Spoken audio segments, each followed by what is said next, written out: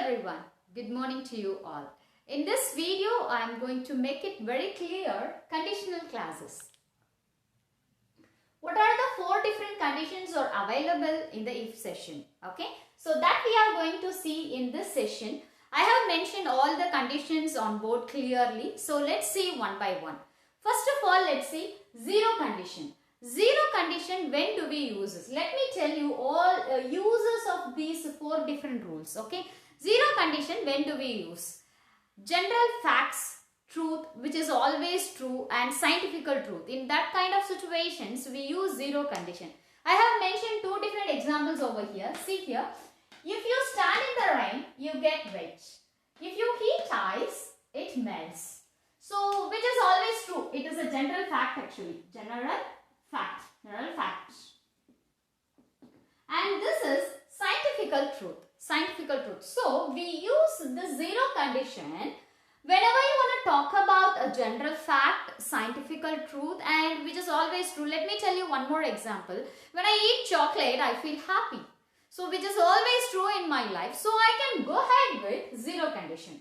And see the first condition, simple present and simple future. It can be either positive or negative. That is up to your sentence. I have mentioned one example here. If it rains, I will cancel the trip. Okay, let me make it another sentence. If it rains, I will not come to the party.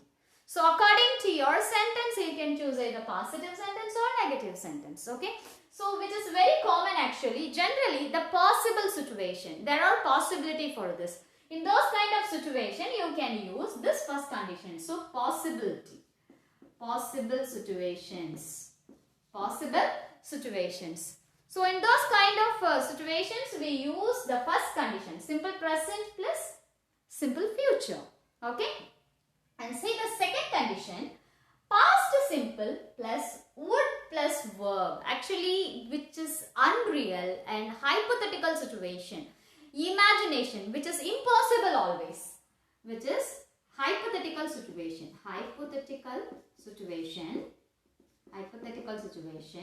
or impossible imaginary situation, impossible, which is not going to happen anymore.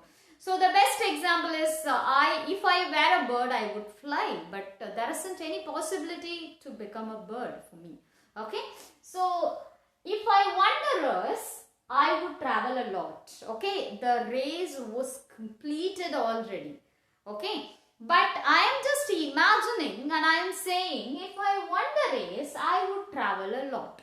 Okay, the impossible one, which is over already, but I am imagining and I am saying if I won the race, I would travel a lot. Okay, so kindly do understand clearly.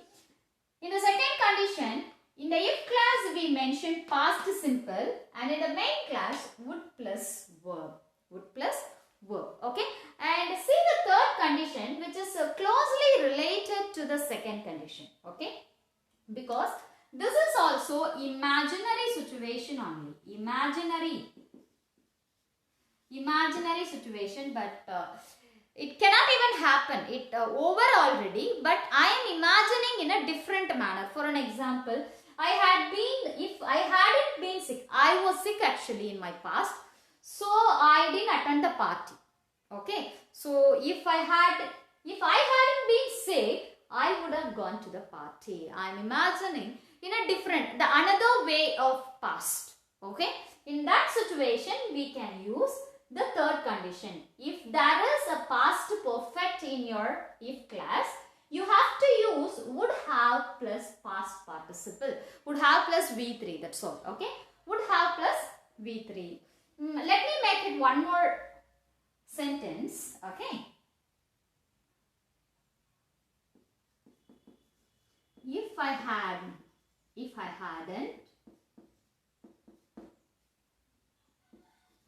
gone to abroad,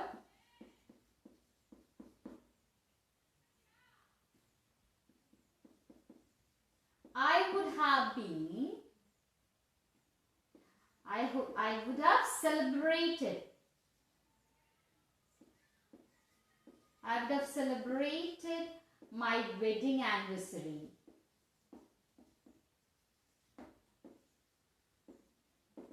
invisible. That's all. But I had gone to abroad. I had gone to abroad, but I am imagining the other possibility in that same condition. Okay.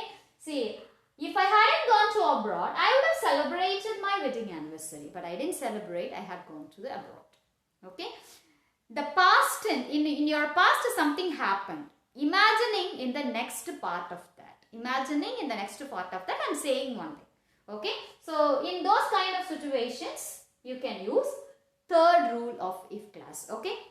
So let me give you the conclusion. Zero condition, first condition, second condition, third condition. What are the uses of it? Zero condition, which is very easy and which is useful in our day-to-day life conversation. General truth, facts and the scientific truth, and which is always true in your day-to-day life, which may be your regular habits. Okay. In those kind of situations, you can use zero condition. And the first condition, possibility. If you work hard, you will success in your life. If you study well, you will get good marks. So these kind of possibilities. If you don't study well, you will fail in your examination. Okay, these kind of possible situations you can use first condition. Okay, simple present and future tense. Simple future tense in your main class. And the second condition, which is hypothetical, which is imagination. Okay, you can imagine something which is not at all possible. Okay, but you can imagine and you can say that sentence. So like if I won the race, I would travel a lot. If I were a bird, I would fly happily. Okay, and the third condition, that's what something had happened in my past. Okay, it is a past perfect. Something had happened in my past, but I am imagining the other part of it, that action. Imagining the other opposite action of that action. And saying some sentence. So in those kind of situations, you can use third condition. Okay. And the second condition, third conditions, which is closely related because both we are imagining. Okay. I hope it is very clear. If you have any doubts still with the if clause area, you can mention in the comment section. I will definitely make it clear. Okay. And one more thing I forgot to tell you. You can also use a modal verb here in the zero condition. Modal verbs like if you stand in the rain, you can get wet. Okay, like you can use a modal. For the simple present area, you can also use modal verbs.